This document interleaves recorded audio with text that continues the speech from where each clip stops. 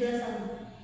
Hadirin sekalian, saya ingin mengajak kalian melihat kenyataan yang baik. Anak-anak kita sekarang terlahir di era digital. Mereka belum bisa memegang pensil dengan sempurna, tetapi sudah bisa menggeser layar ponsel. Data dari Kementerian Pemberdayaan Perempuan dan Perlindungan Anak menyebutkan 45% anak Indonesia usia 10-14 tahun pernah mengakses konten dewasa, dan 1 dari 3 anak pernah mengalami perundungan daring. Oleh karena itu, kami mendukung kebijakan pemerintah yang membatasi akses media sosial bagi anak di bawah 17 tahun. Ini bukan soal membatasi kebebasan, tetapi soal melindungi masa depan. Otak anak di bawah usia 17 tahun sedang dalam masa pembentukan korteks prefrontal, bagian yang mengendalikan impuls logika dan empati. Media sosial dirancang dengan algoritma adiktif. Bukan salah anak jika mereka kecanduan. Para insinyur teknologi memang mendesain seperti itu. Jadi kebijakan ini hadir menjadi pagar pengaman, bukan penjara. Secara hukum kita tak berdiri di atas tanah kosong. Kebijakan ini sejalan dengan Undang-Undang Perlindungan Anak Nomor 35 Tahun 2014 Pasal 16 dan 22 yang menyatakan negara wajib melindungi anak dari informasi berbahaya, dan juga Undang-Undang ITE Pasal 27 Ayat 1 yang melarang konten melanggar kesusilaan. Aturan batas usia 17 tahun ini hanya implementasi konkret dari amanat. Undang-undang ini bukan kebijakan mendadak. Ini adalah bentuk tanggung jawab negara pada generasi digital. Kami setuju bukan karena benci teknologi, tapi karena cinta pada anak. Pertama, Instruksi. silakan. Assalamualaikum warahmatullahi wabarakatuh. Yang saya hormati Dewan Juri dan rekan-rekan dari tim afirmasi dan oposisi. Perkenalkan, saya dari tim oposisi menentang terkait dengan kebijakan pemerintah membatasi media sosial untuk anak di bawah 17 tahun. Terima kasih kepada tim afirmasi yang telah mengingatkan kita tentang betapa kejamnya dunia maya. Saya setuju, ada banyak predator di luar sana. Ada tayangan brutal dan perundungan yang meremukkan hati. Tapi, izinkan saya dengan penuh hormat mengajukan satu pertanyaan. Apakah dengan memadamkan semua lampu di sebuah kota gelap, kita akan berhasil menangkap pencuri yang sedang berkeliaran? Dewan Juri yang terhormat, tim afirmasi bicara tentang melindungi anak.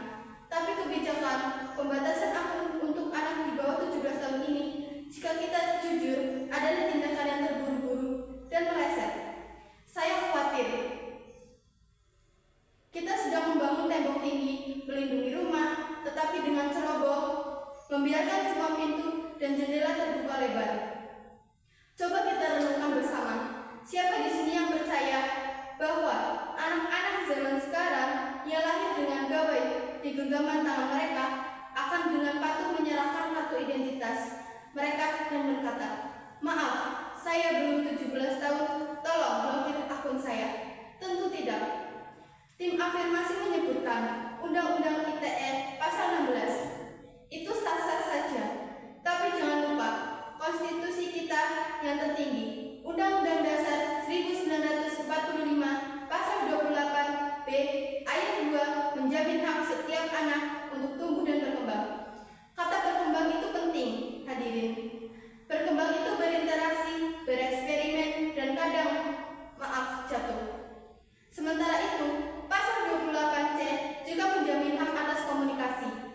Memblokir anak di bawah 17 tahun total dari ruang publik digital adalah bentuk pemiskinan komunikasi yang bertentangan dengan jiwa Pancasila yang humanis.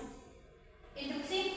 Silakan. Pertama, kebijakan ini melindungi kesehatan mental anak. Bayangkan, anak usia 12 tahun belum siap melihat standar kecantikan yang tidak realistis atau komentar kebencian.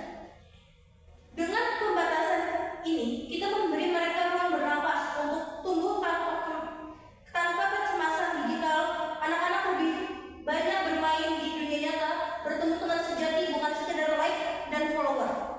Kedua, kebijakan ini mendorong tanggung jawab orang tua dan platform digital.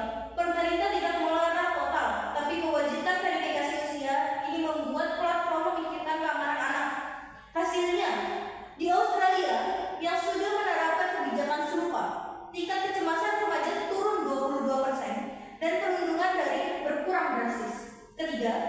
justru anak di bawah usia 17 tahun akan lebih kreatif tanpa distraksi media sosial. Mereka bisa fokus belajar di sekolah terbuka, les online yang aman, atau berkarya tanpa tekanan tren digital. Sekarang soal bukti efektif. Interupsi. Silakan. Jika semua ingin anak aman, setuju. Tapi, apakah dengan memblokir akun mereka, kita benar-benar membuat mereka aman? Jawabannya tidak. Dewan juri yang terhormat, ada satu fakta yang paling menyayatkan hati. Tidak semua anak punya rumah yang aman. Maka dari itu, dengan penuh keyakinan, saya mengajak dewan sekalian untuk tidak mendukung kebijakan ini. Jangan pilih menjadi tembok yang memisahkan anak dari dunia. Pilihlah menjadi jembatan yang mengantarkan mereka melewati dunia yang keras ini dengan selamat. Beri mereka ilmu, dampingi mereka, jangan hanya blokir. Karena pada akhirnya, anak yang hanya dilindungi dengan larangan akan tumbuh menjadi anak yang rasa takut. Tapi anak yang dilindungi dengan pendampingan akan tumbuh menjadi dewasa yang berani dan bijak. Terima kasih.